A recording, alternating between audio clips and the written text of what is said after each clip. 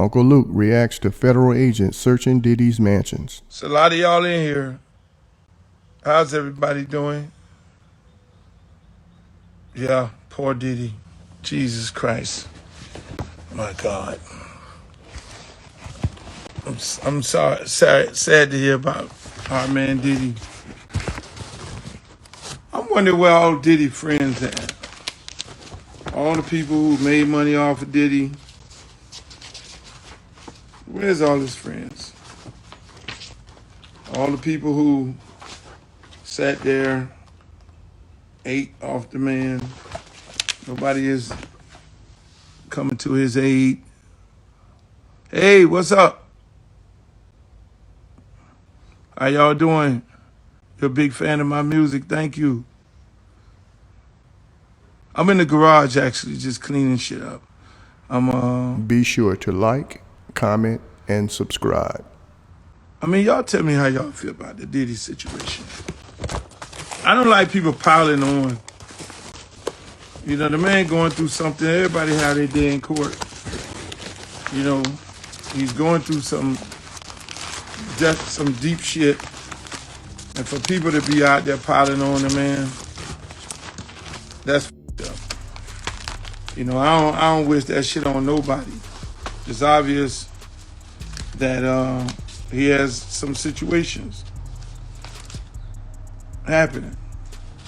And people are out there and you got to deal with it. But I'm curious to ask y'all something, right? When the last time y'all seen any federal organization raid a house in the daytime? In the broad daylight. They normally come, when the feds come, they be like 4 o'clock in the morning when you sleep and shit. And then, don't they raid your house and they have a search warrant and they have something they want to lock you up? That's kind of interesting to me. You know, they all the guns and the tanks and shit for some cell phones. I know I'm from the hood, and I know, boy, back in the days you were doing some wild shit. Then you had to worry about them people coming at night, at early in the morning. You know what I'm saying? They come while your ass sleep, and then they come and get you, cause they want to have a conversation with you. Even in the movies. Even in the f***ing movies, they raid at night. Broad daylight, 12 o'clock in the daytime. I'm going through a lot of documents in this garage. See, I keep all the documents. All the documents. You never know when you need them. Especially the release forms. See, the difference is, I used to, let me just say this, right? If there was anybody hurt or anybody violated or anybody treated any type of way or by anybody in any of them situations, you know, that shit go to court and it comes out, and if your ass did something wrong, then your ass need to go to jail. Right? I'm a firm believer of that, because, you know, everybody got daughters. Ain't nobody want nobody violating their daughter. But at the same time, we have to understand that there's some trifling people out here. There's some people out here that are trying to get over it. I've had many people, right? I've had people try to get over on me. I've had people say, oh, Luke hit me in the head with a bottle. Luke hit me and beat me up. This Luke baby. Luke did this. But see, I was a smart dude. That's why when y'all see the Freaknik and all that, and y'all see all this footage, and you'll probably see Galveston, and you'll see Daytona Beach. I filmed everything. They tried to jam me up in South Carolina. The woman then went on stage and did some wild shit. And then all her friends started talking about she did some wild shit. Then she go to the law talking about, oh, Luke did this to me. And then I had a release form. The police called me up and say, yo, mind you, I never do nothing. I always stand to the side. Yo, I have a lady that's filing a complaint. And I say, I got a release form of the individuals who signed the release to get on stage and dance with the girls. Here is her name on this list. Bam. Yeah. Matter of fact, and I got video. So don't come to me with that shit. I look at my man Diddy. I like Diddy. I know Diddy from when he was with Andre. Know his whole history, doing parties. Have a lot of bad things been around him, yes. But he's really a good guy. From what I know, I don't know what people do in the dark. But I know him as the guy that I meet, the guy that I've talked to on several occasions. He's a genuinely good, respectable guy. You know what I'm saying? He's really he's real sensitive also. He ain't the big tough guy. I could name you some big tough guys in the industry. They tough guys, but they really ain't tough neither. You know, half of these dudes be claiming that they tough. You know, them dudes, man, they done went to college and shit, got degrees and all that. They just walk around trying to act like somebody that they heard about in the hood. And Diddy is not that tough guy. I remember doing a peep show, and it was a guy that came in. While y'all see the peep show where I was interviewing Jay-Z and the girls were sitting there. At that same shoot, it was a guy that came in and made some comments about Diddy, and Jay-Z told him, call up Big and say, Big, man, this dude's saying some wild shit. And I'm sitting there in amazement, and this dude's saying some wild shit about Puff. And then I'm sitting there like, what the f*** is this dude talking about? Said he went to school with him, and I'm like in amazement too. I'm interviewing Buddy. I don't know why the producers had me interview this dude. And so, you know, the Puff called me and said, man, please don't air that shit. And called up BT who owned the show and said, please don't air that shit. This man lying, this man. And so eventually we didn't air it. Somewhere in a can in the vault because, you know, dude had a bone to pick.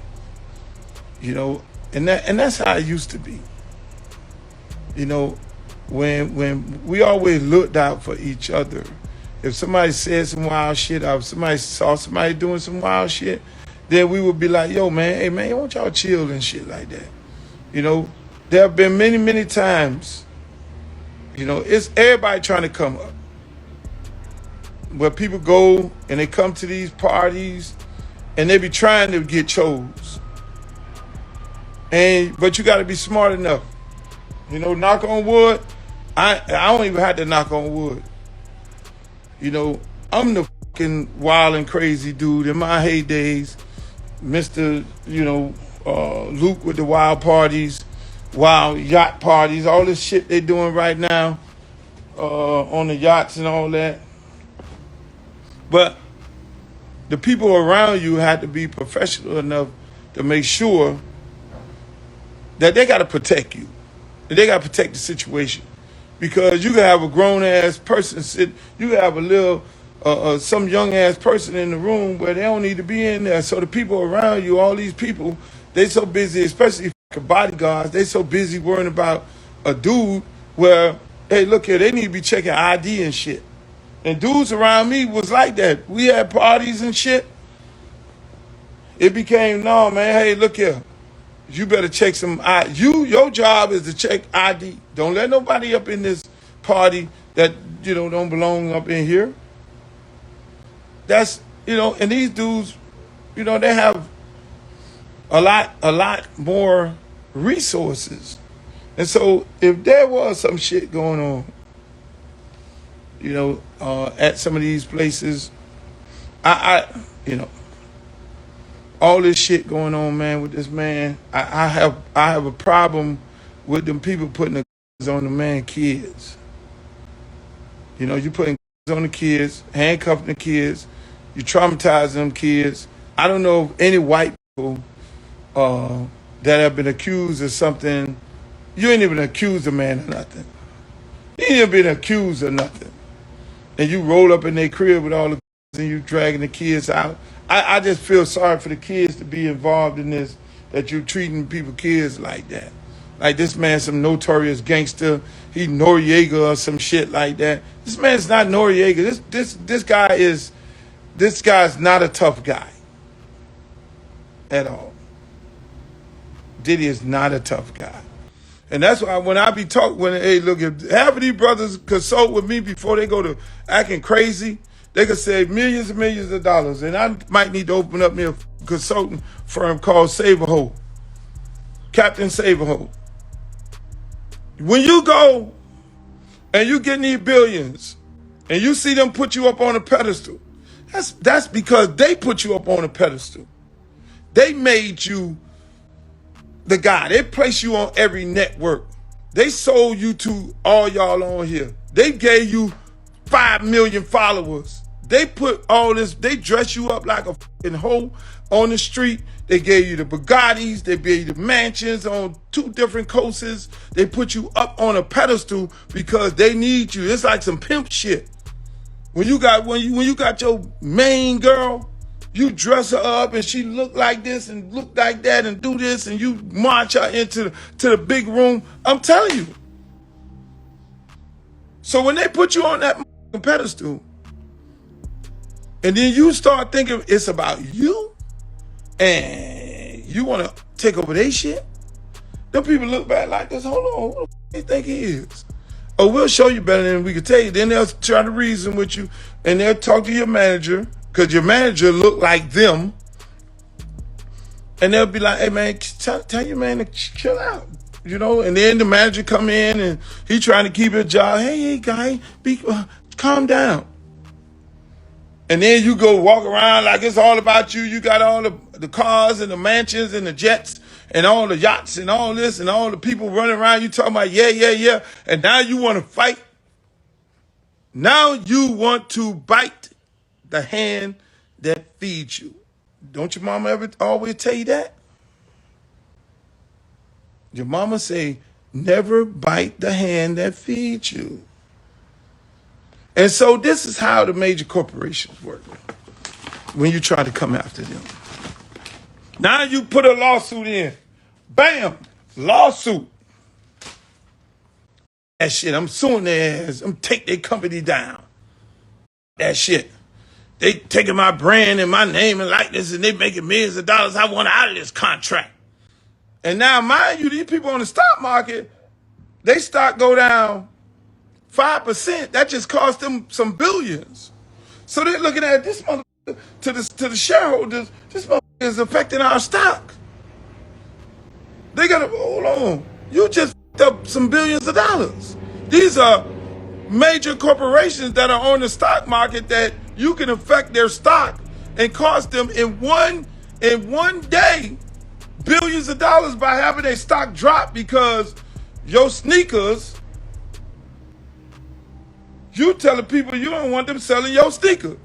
Or you don't want them they stealing money from you, ain't paying you off the liquor. Them people like, hold the f*** on. Okay, get the lawsuit. Now when you get the lawsuit, you got to go to the judge. State judge, they definitely own the state judge because they're going to buy the number one law firm who put the most money into the state judge, into the local judge campaign to make him the local judge. Big bank take little bank. It goes back to CeeLo. The federal judge, they're going to then find out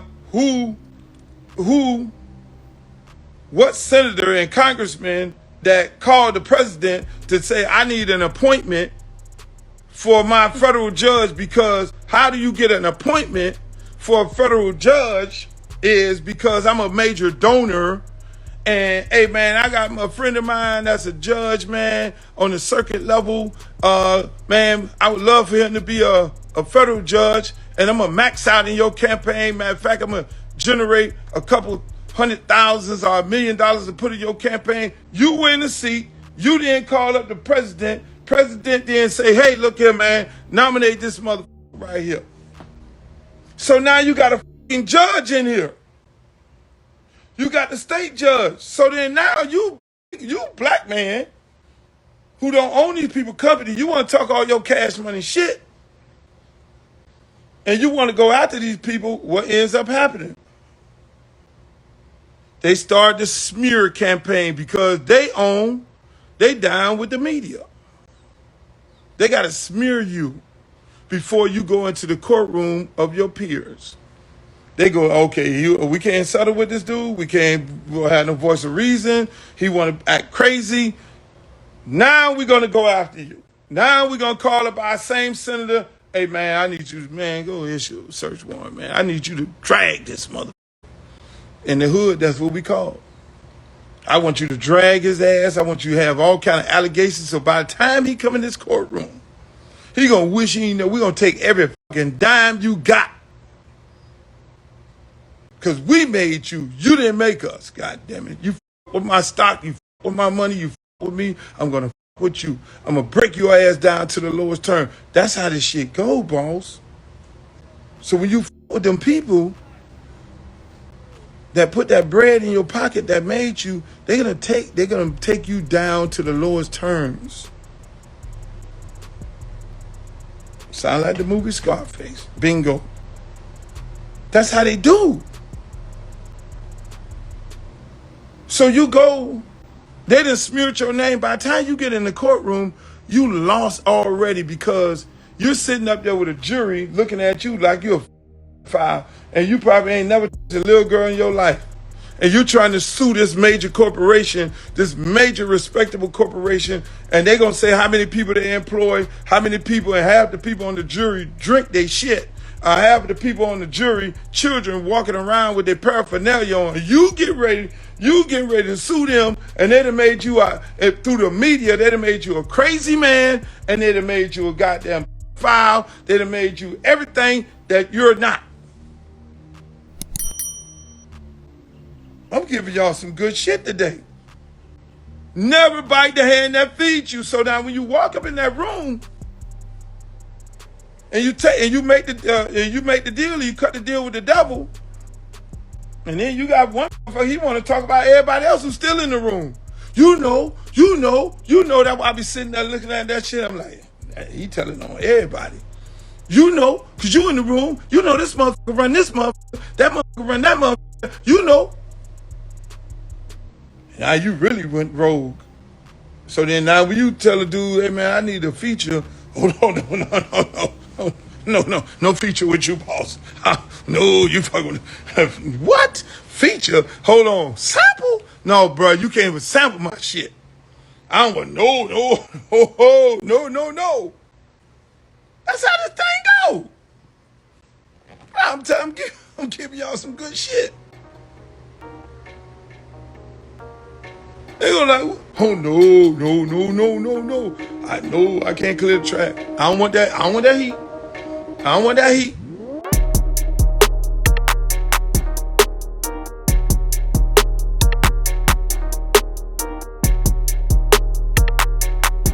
Thanks for tuning in to 9 Mag TV.